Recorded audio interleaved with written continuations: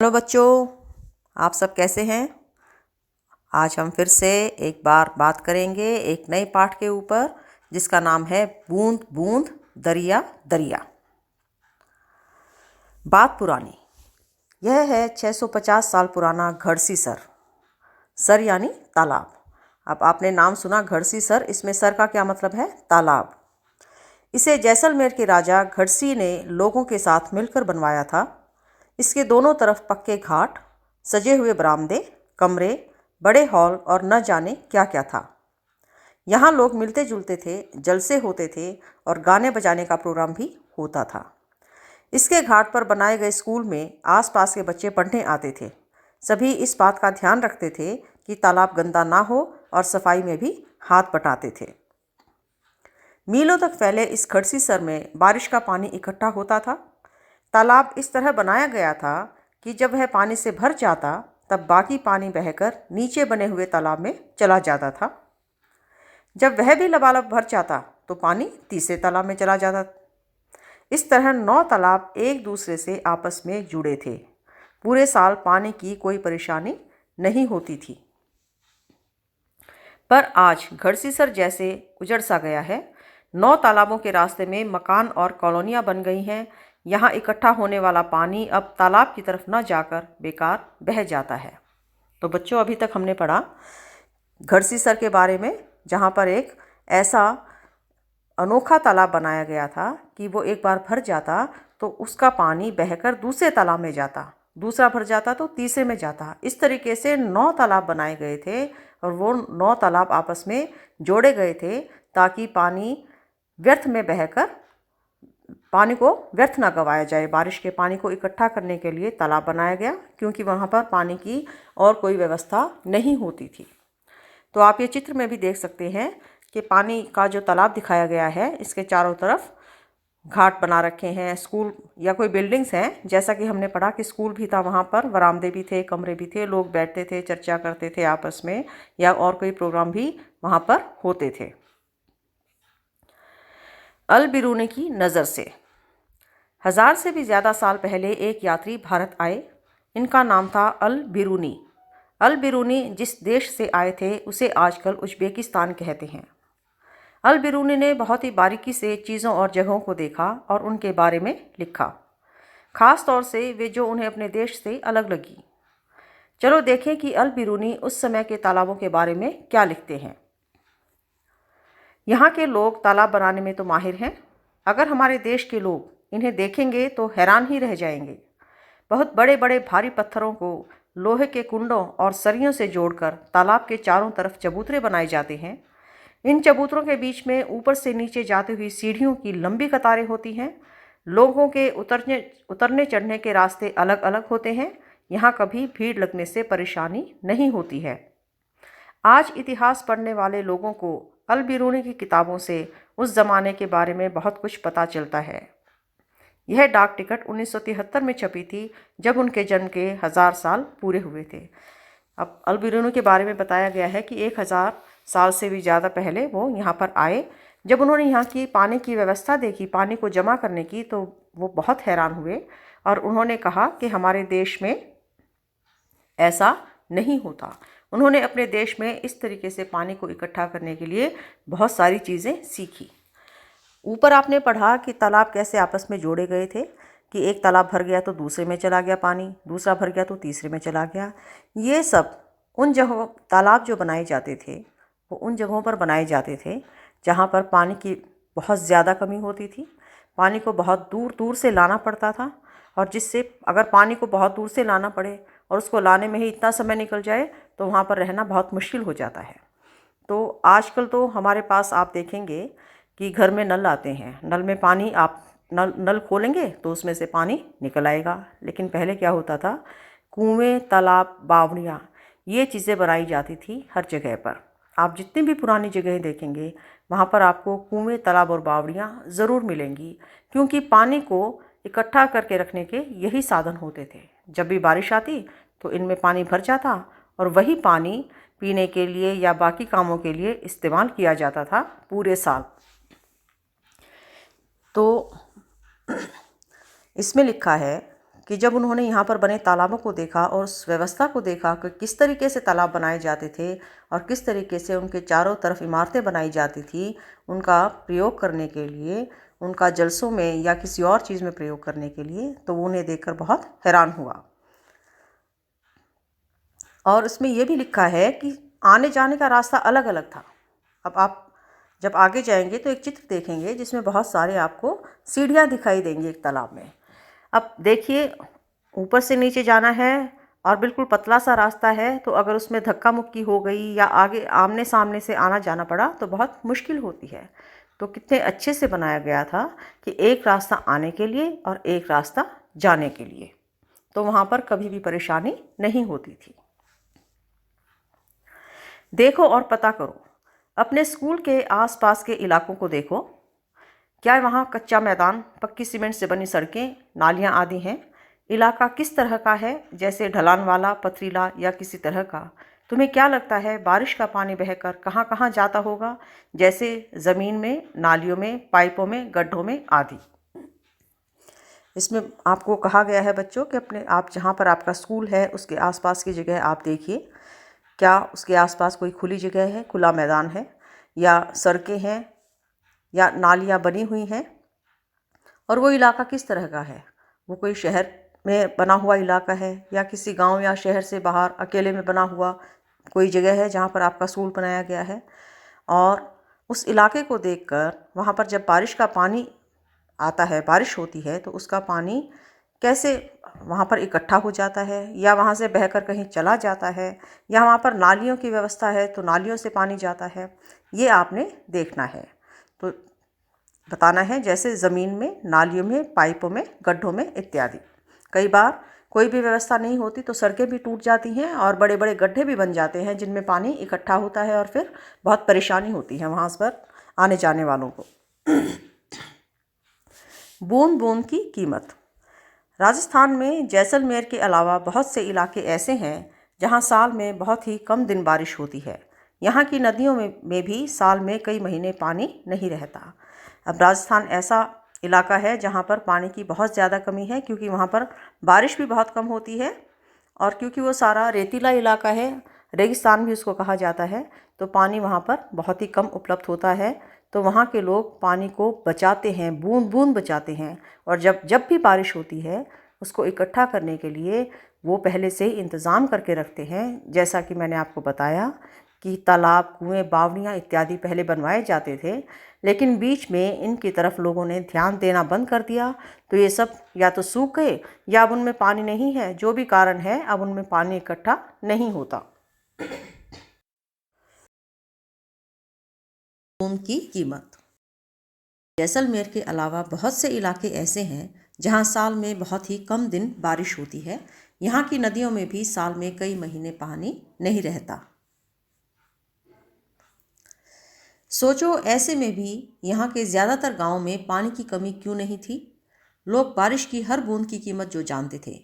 पानी को इकट्ठा करने के लिए तालाब और जोहड़ बनवाए जाते थे। यह एक सांझी सबकी ज़रूरत थी, इसलिए इंतज़ाम में भी सभी जुड़ते, चाहे व्यापारी हों या मजदूर। तालाब में से कुछ पानी ज़मीन सोख लेती और इस तरह ज़मीन से आसपास के कुओं और बावड़ियों में भी पानी पहुंच जाता। आसपास की ज़मीन भी नम और उपजाऊ हो जाती। घर घर में भी बारिश का पानी इकट्ठा करने का इंतज़ाम होता था। सामने दिए चित्र में निशान लगाओ कि छत पर बरसने वाला पानी ज़मीन के नीचे बने टैंक में कैसे पहुंचेगा। यहाँ आपके सामने एक चित्र है जिसमें एक महिला दिखाई गई है जो छत पर है और वो अंदर बाल्टी डाल के पानी निकाल रही है। और उससे ऊपर मकान की छत पे जहाँ अगर बारिश का पानी आएगा, इकट्ठा होगा, तो वो एक पाइप के जरिए, एक पाइप से वो नीचे, पाइप ज़मीन के अंदर तक जाती दिखाई गई है। उस ज़मीन के अंदर से वहाँ पे एक पानी का टैंक बनाया गया है जहाँ पे पानी इकट्ठा होगा। तो बारिश का जो पानी छत पे आएगा वो एक पाइप के द्वारा उस टैंक में जाकर इकट्ठा होगा। ये आप इस चित्र में देख सकते हैं कि यहाँ पर पानी कैसे पहुँचा है, एक पाइप से। अब इसमें इन्होंने ये बताया है इस पाठ में कि जहाँ पर बारिश बहुत कम है, पानी का और कोई भी इंतज़ाम नहीं है, तो भी क्या कारण था कि वहाँ पर पहले पानी की कमी नहीं होती थी? उसका कारण यही था कि लोग पानी को जोड़ कर रखना जानते थे, उसे कैसे सहेजना है, बारिश के पानी को कैसे इकट्ठा करना है, वो सब तरीके जानते थे और वही तरीके अपनाते थे और पानी की बूंद बूंद को जोड़ते थे, उसे व्यर्थ नहीं जाने देते थे, पानी फिजूल में नहीं बहने देते थे। अब एक बावड़ी का चित्र आपके सामने दिखाया गया है। अब देखिए ये कितने ही सुंदर और कितने ही तरीके से बनाई गई बावड़ी है। जो हमने पहले जिक्र किया था कि आने का रास्ता अलग और जाने का रास्ता अलग, इसमें हम वो चीज़ देख सकते हैं कि इसमें बावड़ी के चारों तरफ सीढ़ियाँ ही सीढ़ियाँ हैं, ऊपर से नीचे तक आने का रास्ता बनाया गया है। तो ऐसी जगह पे अगर हम एक ही जगह आएंगे भी जाएंगे भी तो दुर्घटना हो सकती है। तो इसीलिए इस बावड़ी में अलग अलग आने जाने के रास्ते बनाए गए हैं और ऐसी ही जगह पर अलग अलग रास्ते बनाए भी जाते हैं। क्या कभी बावड़ी देखी है? इस चित्र को देखकर तुम अंदाज़ा लगा पा रहे हो कि ये सीढ़ियाँ ज़मीन के नीचे कई मंजिल तक जा रही हैं। पानी ऊपर से खींचने के बजाय लोग खुद पानी तक पहुंच सकते थे, इसलिए कुछ लोग इसे सीढ़ीदार कुआं भी कहते हैं। अब ज़्यादातर हमने देखा है कुएं किस प्रकार होते हैं कि कुएं के ऊपर एक रस्सी से डाल के पानी बाल्टी अंदर डाल के रस्सी के द्वारा निकाला जाता है, लेकिन इसमें ये किस प्रकार का कुआं है?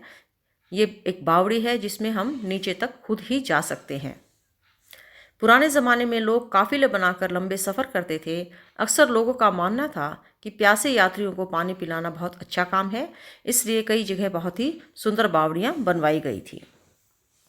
आजकल तो हमारे पास जाने के लिए कारें हैं, मोटर हैं, बहुत सारी गाड़ियाँ हैं, हवाई जहाज़ हैं, समुद्री जहाज़ हैं, हम जा सकते हैं आराम से। लेकिन पहले क्या होता था, स्थान के जैसा स्थान होता था, जैसे यहाँ पे राजस्थान की बात हो रही है तो राजस्थान में रेतीला इलाका है, उसे रेगिस्तान भी बोलते हैं, तो वहाँ पर ऊँट का प्रयोग किया जाता था। दूसरी जगह पे बैलगाड़ियों का प्रयोग किया जाता था आने जाने के लिए। तो पशुधन ही इस्तेमाल होता था पहले के ज़माने में। लोगों की रोज़ी रोटी का बहुत बड़ा साधन था पशुधन, यानी कि लोग गाय बैल पालते थे, अपने बैलों से अपने खेतों में भी काम लेते थे, बैलगाड़ी में कहीं आने जाने का काम भी लेते थे, घोड़ा होता था, तांगा होता था। तो ये सब चीज़ें हमारी ट्रांसपोर्ट की चीज़ें थी, उसमें काम आती थी। तो पहले लोग जब ऐसे सफ़र करते थे, अब तो हम पानी की बोतल साथ में लेके चलते हैं, हमारे पास पानी है, हम कहीं भी जाएंगे पानी की बोतल साथ में ले लेंगे, या ज़्यादातर हम जहाँ भी जाएंगे मार्केट में मिल ही जाएंगी पानी की बोतल। लेकिन पहले ऐसा नहीं होता था, तो बहुत लंबे सफ़र होते थे। जब ऊँट से जाएंगे या बैलगाड़ी से जाएंगे तो छोटा रास्ता भी बहुत लंबा ही होता था। तो लोग क्या समझते थे कि बहुत दूर से आए हैं तो जगह पर जहाँ पर हो सके वहाँ पर लोगों के, मुसाफिरों के, यात्रियों के पानी के पीने का इंतज़ाम होना चाहिए, उसे बहुत अच्छा मानते थे। तो आज भी हमें देखने को मिल जाएगा कि कहीं सड़कों पर पुराने मटके रखे हुए, काफ़ी मटके रखे हुए होते हैं, एक ही जगह पे घड़े रखे होते हैं और एक आदमी वहाँ पर बैठा होता है पानी पिलाने के लिए, उसे क्या कहते हैं? प्याऊ। या फिर आप देखेंगे कि कहीं किसी ने पानी का पूरा कूलर रखा हुआ है, ठंडा पानी पीने के लिए कूलर लगा रखे हैं जगह जगह, वाटर कूलर। तो वहाँ से ठंडा पानी लोग अपने आप ही टैप चला के पी सकते हैं, नल चला के पी सकते हैं। तो ये सब इसलिए है कि जो भी यात्री हैं वो आराम से पानी पी सकें।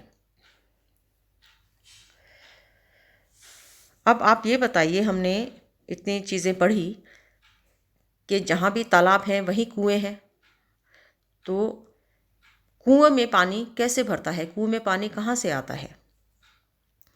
आप देखेंगे जब तालाब खोदा जाता है वहाँ पे बारिश का पानी इकट्ठा होता है, तो तालाब में क्या होता है, पानी इकट्ठा रहेगा एक जगह पे, वहाँ की ज़मीन हमेशा के लिए नम हो जाएगी।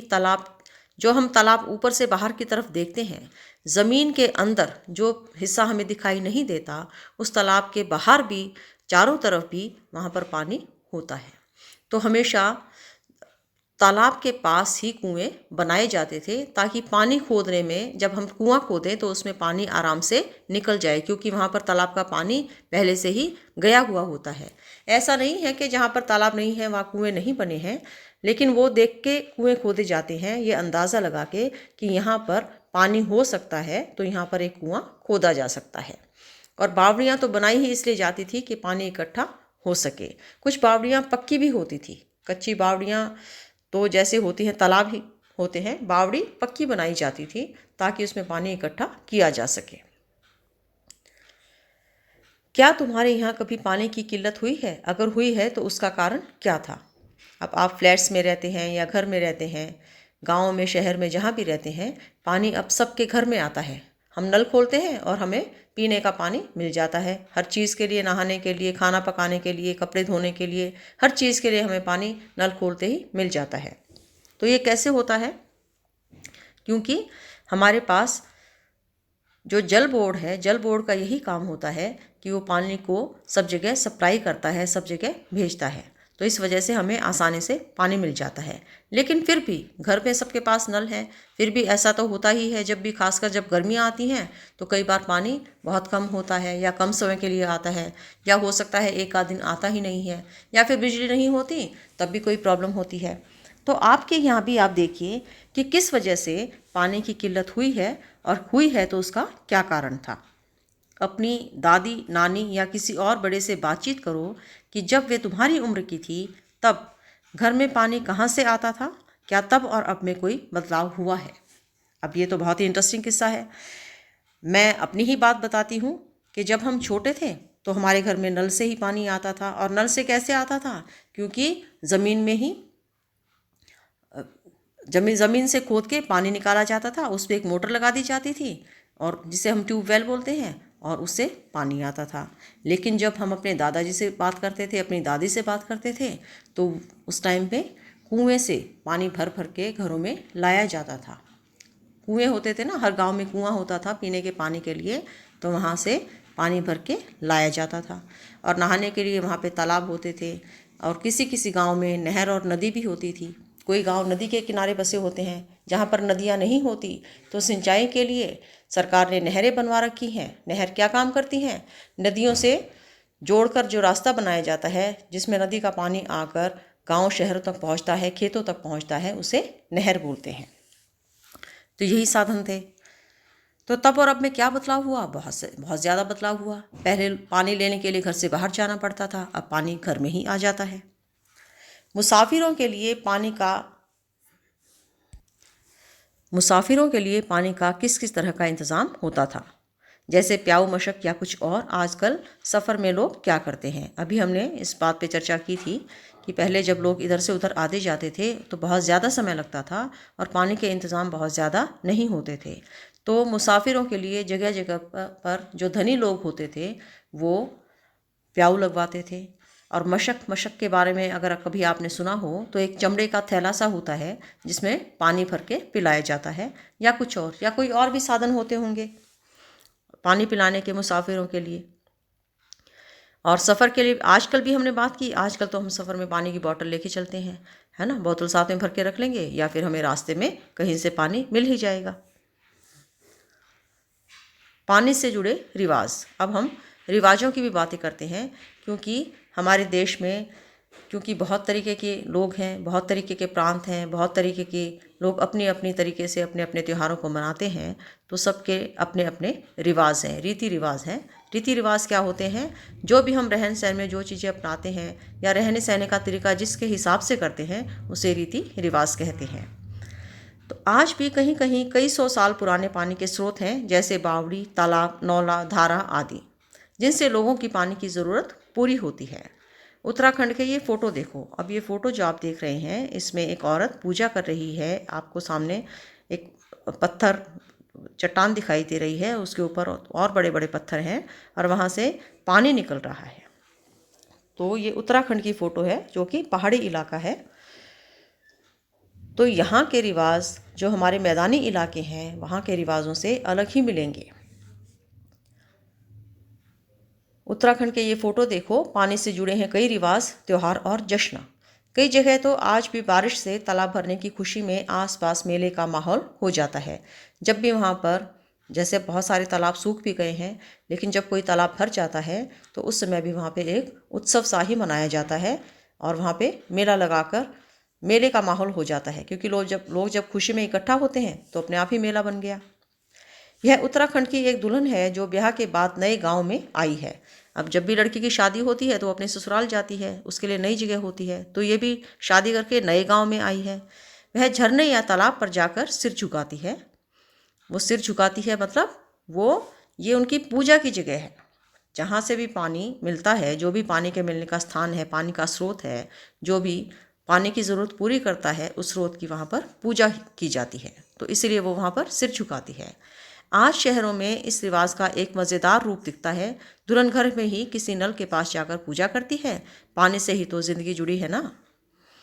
लेकिन अब तो क्योंकि घर घर में नल है, नल से ही पानी आता है, तो अब इस रिवाज को कैसे कर दिया कि किसी झरने पर या किसी ऐसी जगह पर जाकर जो पानी का स्रोत है वहाँ जाकर पूजा करने के बजाय घर में ही नल पर जाकर पूजा करते हैं, क्योंकि पानी को अभी भी बहुत ही ज़रूरी चीज़ समझा जाता है। ये तो हम सब जानते हैं कि पानी के बिना जीवन ही नहीं है, सबकी ज़िंदगी पानी से ही जुड़ी है। क्या तुम्हारे यहाँ पानी के लिए कुछ खास बर्तन इस्तेमाल होते हैं? यहाँ देखो, इस सुंदर कुंडों वाले तांबे के बर्तन में पानी भरा जा रहा है। दूसरे चित्र में चमकदार पीला पीतल का घड़ा है। पानी भरने की जगह पर सुंदर मूर्तियाँ भी बनाई गई हैं। क्या तुमने कभी पानी की जगह पर कोई सुंदर इमारत बनी देखी है? कहाँ? अच्छा, इस पे आप दो चित्र देख रहे हैं। एक चित्र में तांबे का घड़ा है और एक चित्र में पीतल का। अलग अलग घड़े हैं, एक तांबे का बना हुआ और एक पीतल का बना हुआ। और ये इसके ऊपर जहाँ से पानी आ रहा है वहाँ भी आप देखेंगे कि मूर्ति बनी हुई है, उस मूर्ति के मुंह से पानी निकल रहा है। तो इस तरीके से क्या आपने भी अपने जीवन में अपने आसपास कहीं घूमने गए हैं, किसी तीर्थ स्थान पर या किसी और जगह पे आपने ऐसा कुछ देखा है, ऐसी इमारत बनी देखी है पानी की जगह पर? तो इसका तो बहुत एक अच्छा उदाहरण हो सकता है कि पानी की जगह पर कोई सुंदर इमारत बनी देखना। अमृतसर में जो स्वर्ण मंदिर है, जिसे हम गोल्डन टेम्पल के नाम से जानते हैं, या वहाँ पे दुर्गाना मंदिर है, या इस तरीके से और भी बहुत जगह पे आपको ऐसे मंदिर मिलेंगे जहाँ पर पानी का तालाब ज़रूर होता है, या ऐसी जगह पर जहाँ पानी का तालाब होता है वहाँ पर मंदिर बना दिए जाते हैं। ये भी हो सकता है। राजस्थान में पुष्कर है, वहाँ पर भी पानी है, उस पर स्नान किया जाता है। कुरुक्षेत्र में ब्रह्म सरोवर है, तो वहाँ पर तो आसपास बहुत ही ज़्यादा मंदिर हैं। तो इस तरीके के बहुत से उदाहरण हमारे सामने मिलेंगे, जिनमें से ज़्यादातर हम मंदिर और गुरुद्वारों में ये चीज़ें देखने को मिलेंगी। पता करो, क्या तुम्हारे घर या स्कूल के आसपास तालाब, कुआं या बावड़ी बनी है? उसे देखने जाओ और पता भी करो। अगर आपके स्कूल के आसपास कोई भी तालाब है या कुआं है या बावड़ी है, तो आप उसे देखने जाइए और पता कीजिए कि वो कहाँ पर है और कब बनाई गई और किसने क्यों बनाई। लेकिन बच्चों, हमेशा एक चीज़ ध्यान रखना, जब भी हम पानी के पास जाते हैं, चाहे वो तालाब है, कुआं है, नदी है, बावड़ी है, या जो भी जगह है पानी के लिए, या छोटी सी टंकी भी है, तो उसके आसपास हमें बहुत सावधानी से जाना चाहिए। क्योंकि बच्चे होते हैं, वो बहुत ज़्यादा सावधानी नहीं बरतते, खेल कूद में या शरारत करते हुए वो कई बार अंदर गिर सकते हैं। तो हमेशा दूर से रहकर ही ऐसी चीज़ों को देखिए, या किसी बड़े को साथ ले जाकर तब देखिए, अकेले मत जाइए। और ऐसी जगह पर जाकर कभी शरारत नहीं करें जिससे किसी को कोई नुकसान हो। अब आप जाकर ये पता कीजिए कि यह कितना पुराना है, किसने बनवाया होगा, इसके आसपास किस तरह की इमारत बनी है, पानी साफ है या नहीं, क्या इसकी सफाई होती है, यहाँ से कौन कौन पानी भरते हैं, क्या कभी यहाँ कोई त्यौहार मनाया जाता है, पानी कहीं सूख तो नहीं गया। तो आपने अपने स्कूल के आसपास या घर के आसपास कोई तालाब, कुआं या बावड़ी है, तो यही पता करना है क्या अभी भी वहाँ से पानी निकालने का काम होता है, लोग पानी भर के ले जाते हैं पीने के लिए, या यहाँ पर कोई त्यौहार मनाया जाता है, या फिर वो पानी सूख ही चुका है या बहुत गंदा हो चुका है। तो इस बारे में आप पता कीजिए जाके। ज़रा सोचो, 1986 में जोधपुर और आसपास के इलाकों में जब सूखा पड़ा था, तब भूली बिसरी बावड़ियों को एक बार फिर से याद किया गया। मोहल्ले के लोगों ने मिलजुल कर बावड़ी में से 200 ट्रक से भी ज़्यादा कूड़ा निकाला। बावड़ी ने फिर से प्यासे शहर को पानी पिलाया। इसके लिए चंदा भी मोहल्ले वालों ने ही दिया। कुछ साल बाद फिर से अच्छी बारिश हुई और पानी की परेशानी कम हुई, पर अब फिर से बावड़ी को भुला दिया गया है। ये तो इंसान की फितरत है कि जब किसी चीज़ की ज़रूरत पड़ती है तब ज़रूर ज़ोर शोर से उसके लिए काम शुरू होता है, और जब उसकी ज़रूरत ख़त्म हो जाती है या कम हो जाती है या कभी कभी पड़ती है, लगता है काम चल गया, तो फिर उसकी तरफ से ध्यान देना बंद कर दिया जाता है। तो यहाँ पर भी ऐसा ही उदाहरण है कि जब 1986 में जोधपुर और उसके आसपास के इलाकों में सूखा पड़ा, तो वहाँ पर जितनी भी बावड़ियाँ जो सूख चुकी थी, जिनकी तरफ लोगों ने ध्यान देना बंद कर दिया था, या साफ़ सफाई नहीं होती थी, या उसको गंदगी का ढेर बना दिया गया था, तो वहाँ पर लोगों ने क्या किया, उस बावड़ी में से 200 ट्रक भर के कूड़ा निकाला उसे साफ़ करने के लिए। आप सोच सकते हैं 200 ट्रक कूड़ा कितना ज़्यादा रहा होगा, कितना टाइम लगा होगा वहाँ पर कूड़ा, कितने टाइम से इकट्ठा किया जा रहा होगा वहाँ पर कूड़ा। एक अच्छी भली बावड़ी को कूड़े का ढेर बना दिया। तो जब वहाँ पे सफाई की, वहाँ पे फिर से पानी इकट्ठा हुआ, तो फिर से उसने प्यासे शहर को पानी पिलाया। और इस काम के लिए जो भी सोर्सेज थे, जो भी खर्चा हुआ, उसे भी वहाँ पर रहने वाले लोगों ने ही दिया। तो जब अच्छी बारिश हुई तो पानी की परेशानी कम हो गई, क्योंकि बावड़ी में फिर से पानी भर गया। और अब फिर से, क्योंकि अब मुझे लगता है कि वहाँ पे पानी की ज़रूरत शायद अब पूरी हो गई है, या उनको बावड़ी की तरफ नहीं देखना पड़ता, तो उस बावड़ी को फिर से भुला दिया। हो सकता है अब फिर से वहाँ पे कूड़ा डालना शुरू कर दिया हो। चर्चा करो। पुनीता के मोहल्ले में 2 पुराने कुएं हैं। उसकी दादी बताती है कि लगभग 15-20 साल पहले तक उनमें पानी था। क्या कुएं सूखने की कुछ वजह ये हो सकती है? चर्चा करो। अब पुनीता के मोहल्ले में 2 पुराने कुएं हैं, तो उनकी दादी ने उसे बताया कि इन कुओं में 15-20 साल पहले तक पानी था, लेकिन अब वो सूख चुके हैं। तो इसका क्या कारण है? आप आपस में बातें कीजिए कि कई जगह मोटर लगाकर ज़मीन का पानी निकाला जा रहा है, जैसा कि मैंने एग्जाम्पल दिया कि हम अपने घर में कैसे पानी निकालते थे। तालाब जिनमें बारिश का पानी इकट्ठा होता था, अब नहीं रहे। पहले तालाब बनाए जाते थे जहाँ हमेशा बारिश का पानी इकट्ठा होता था, लेकिन अब क्या हुआ है, तालाब भर दिए गए हैं, वहाँ पर लोगों ने मकान बना लिए हैं या कुछ और कॉलोनियाँ बन गई हैं, तो वो जगहें पक्की कर दी गई हैं। पेड़ों के आसपास और पार्क में भी ज़मीन को सीमेंट से पक्का कर दिया गया है। जहाँ पर पेड़ होते थे उन्हें भी काट के सड़कें बना दी, या जहाँ पार्क होते थे वहाँ पर भी कंस्ट्रक्शन कर दी गई है, सीमेंट से पक्का कर दिया गया है। क्या तुम कोई और वजह भी सुझा सकते हो? कोई और वजह यही हो सकती है कि जो पानी को इकट्ठा करने की जगह थी उनकी तरफ ध्यान नहीं दिया गया, तो उनको या पक्का कर दिया गया, उन पर कोई बिल्डिंग्स बना दी गई, या किसी और कारण से वहाँ पे पानी इकट्ठा होना बंद हो गया, तो वहाँ पर वो तालाब और कुएं सूख गए। हाल की बात। आज लोग पानी का इंतज़ाम किस किस तरह से करते हैं? चित्र पृष्ठ 57 को देखकर चर्चा करो। तुम्हारे यहाँ जिस तरह पानी आता है उस पर सही का निशान लगाओ। अगर किसी अलग तरीके से आता है तो अलग से कॉपी में लिखें। तो पानी का इंतज़ाम आज किस किस तरह से लोग करते हैं? अब जिनके घर में नल से पानी आता है, जल बोर्ड से सप्लाई आती है, उनके घर में तो पानी की दिक्कत नहीं है। लेकिन आप जाएंगे, जब हरियाणा के ही किसी गांव में जाएंगे, आप राजस्थान की तरफ जाएंगे, तो आप देखेंगे कि नल में पानी नहीं आता, या कई घरों में नल है ही नहीं, नल पहुँचे ही नहीं हैं। और नल अगर लगवा दिए गए हैं, पाइप लगवा दी गई हैं, तो पानी नहीं आता। तो वहाँ पर टैंकर से पानी लेके जाते हैं। टैंकर से पानी बाहर से खरीद के मंगवाया जाता है और वहाँ के लोग उस टैंकर से पानी लेते हैं। इस तरीके से ज़रूरतें पूरी की जाती हैं। राजस्थान में जैसे वनस्थली जगह है, बहुत बड़ी यूनिवर्सिटी है, वहाँ पर भी ऐसे ही पानी टैंकरों से लाया जाता है, क्योंकि वहाँ पर ना तो ज़मीन के नीचे पानी है, तो और आसपास भी पानी की सप्लाई नहीं है, तो हमेशा टैंकरों से पानी ला के ही वहाँ पे भरा जाता है और उसी से ऊपर टंकियों में चढ़ाया जाता है, वही पानी इस्तेमाल किया जाता है। तो आपने लिखना है कि आपके घर में किस तरह से पानी आता है। नीचे कुछ आपके पास पॉइंट्स दिए गए हैं, उन पर आपने निशान लगाना है। और अगर किसी इन जो नीचे आपको दिए गए हैं, चित्र में बताया गया है इस तरीके से आता है, उससे अलग किसी तरीके से आता है, तो आप उसके बारे में अपनी कॉपी में लिखिए। हमारे मोहल्ले में दिन में 2 बार जल बोर्ड का टैंकर आता है। पानी के लिए लंबी लाइन लगती है और रोज़ झगड़े होते हैं। एक तो ये है पानी आने का तरीका। दूसरा है, हम कुएं से पानी भरते हैं। पास के कुएं 1 साल पहले सूख गए, अब काफ़ी दूर चलकर जाना पड़ता है। कई कुओं पर तो जात के नाम पर भी पानी लेने भी नहीं देते हैं।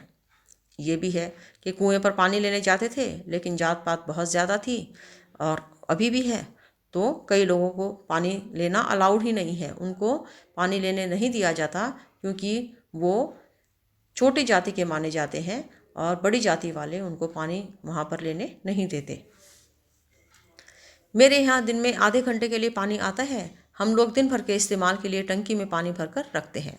अब जब भी वाटर सप्लाई आती है तो क्या करते हैं, मोटर चला के पानी को टंकी में भरा जाता है, या किसी भी तरीके से अगर मोटर चलाने की ज़रूरत नहीं पड़ती तो भी पानी भरा जाता है और उसी को सारे दिन के लिए इस्तेमाल किया जाता है। तो अगर एक दिन भी पानी ना आए तो पानी ख़त्म हो जाता है। हमारे यहाँ तो दिन भर नल में पानी आता है। तो नल में पानी कहाँ से आता है? जब ऊपर टंकी में पानी होगा तभी तो नल में पानी आएगा। या फिर कुछ ऐसी जगह पे हैं जहाँ साथ में ही पानी की, सरकार की पानी की बड़ी बड़ी टंकियाँ हैं, तो वहाँ पर मोटर लगाने की या टंकी की ज़रूरत ही नहीं है। वहाँ पर सीधा अपने आप ही हमेशा पानी आता ही रहता है।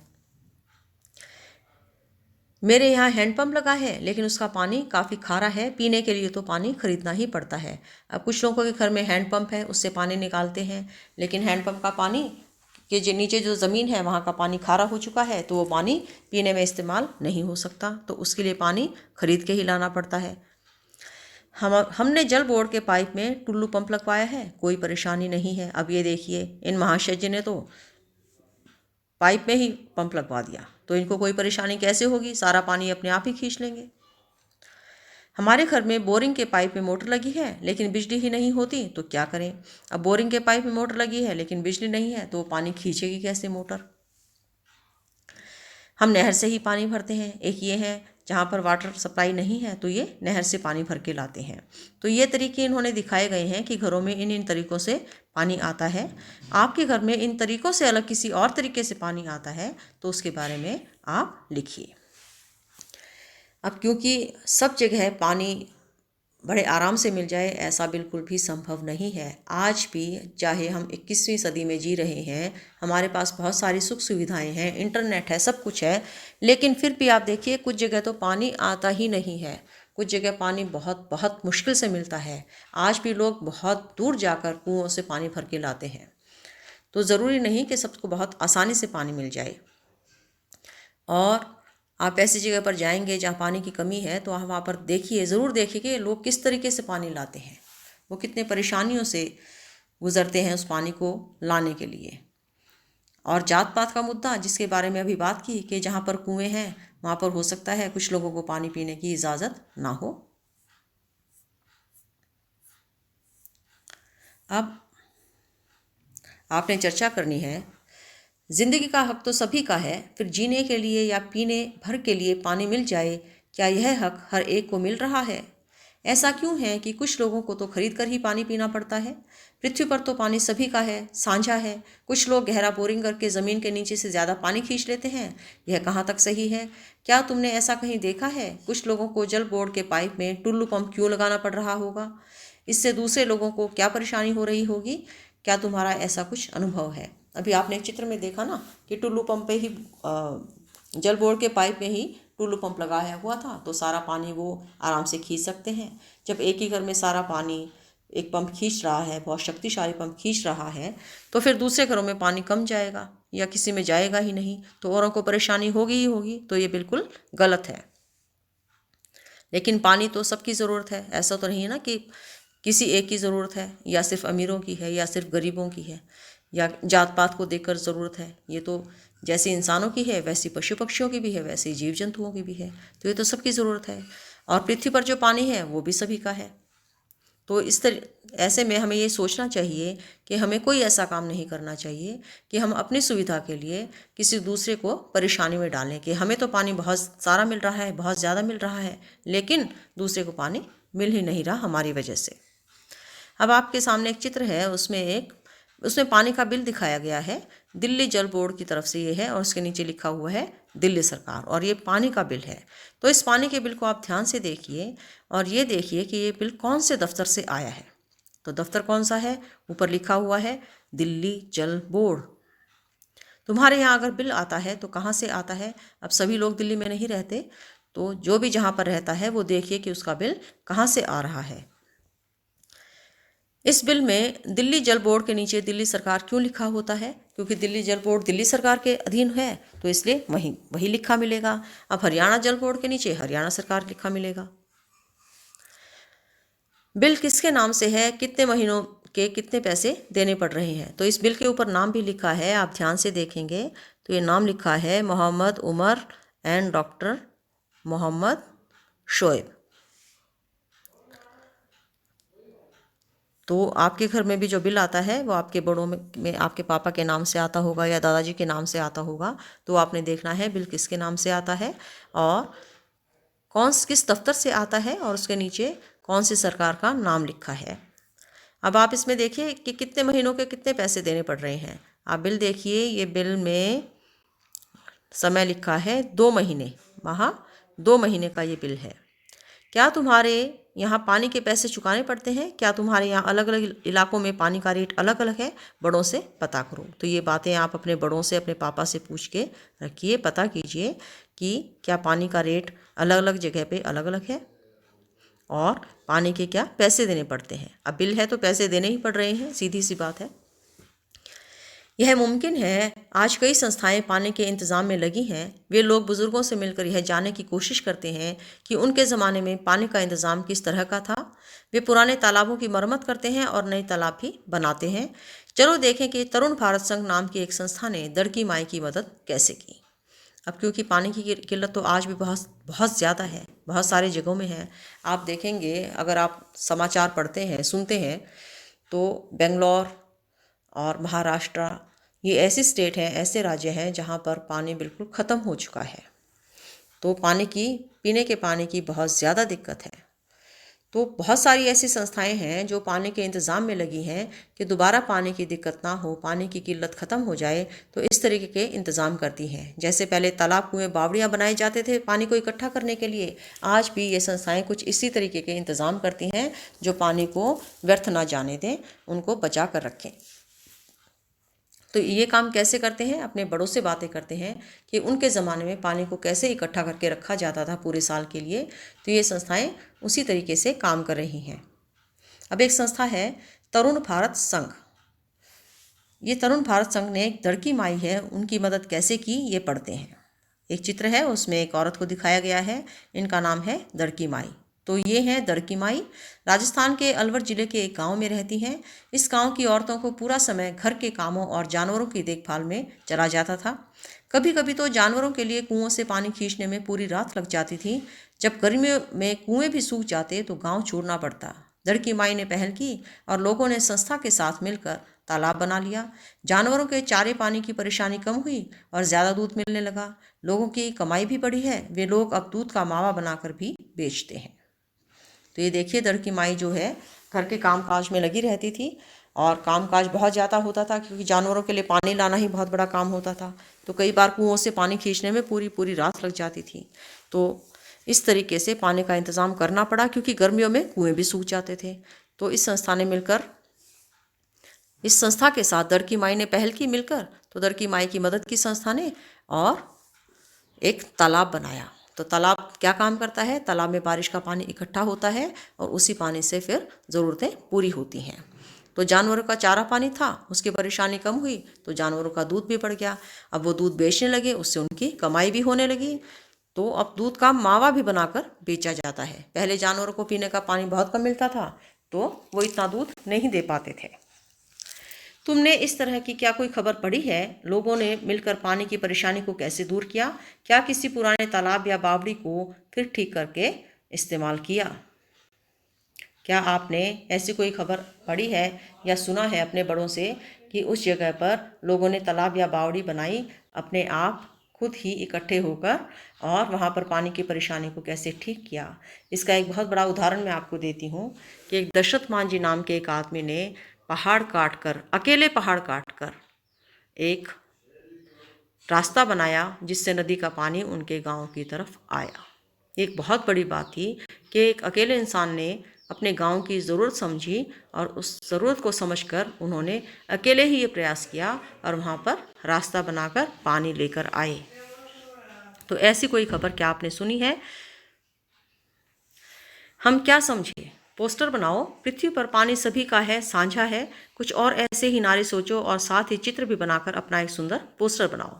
तो आपने बच्चों अपनी कल्पना करके जैसी भी आपको समझ आता है कि पानी कैसे पृथ्वी पर तो पानी सबका है, आप इस विचार को कैसे एक पोस्टर पर छापेंगे, कैसे चित्र बनाएंगे इसका।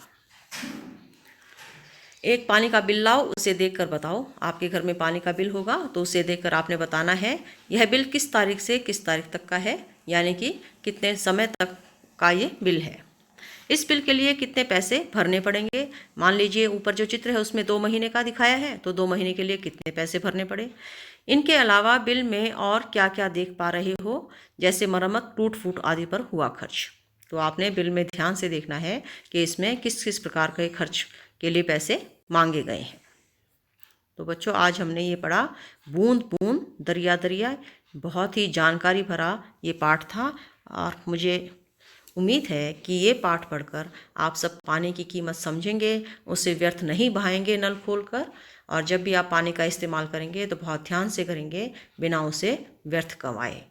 तो क्योंकि बूंद बूंद से ही दरिया बनता है ना। अगर बूंद ही नहीं होगी तो दरिया कहाँ से बनेगा। तो हर चीज़ के लिए पहले छोटा प्रयास होगा, फिर वही छोटी चीज़ बढ़ बढ़ के बड़ी होती जाती है। तो बूंद बूंद से सागर भरता, सुना है ना आपने। तो बहुत ही अच्छा पाठ हमने पढ़ा, बूंद बूंद दरिया दरिया। अब आप भी अपने घरों में पानी का इस्तेमाल बहुत ध्यान से करें, और जो पानी को वेस्ट करता है उसे भी आप समझाएं कि पानी कितना कीमती है। तो फिर एक और नए चैप्टर के साथ, एक और नए पाठ के साथ आपसे फिर मिलेंगे। Bye bye. बूंद बूंद की कीमत।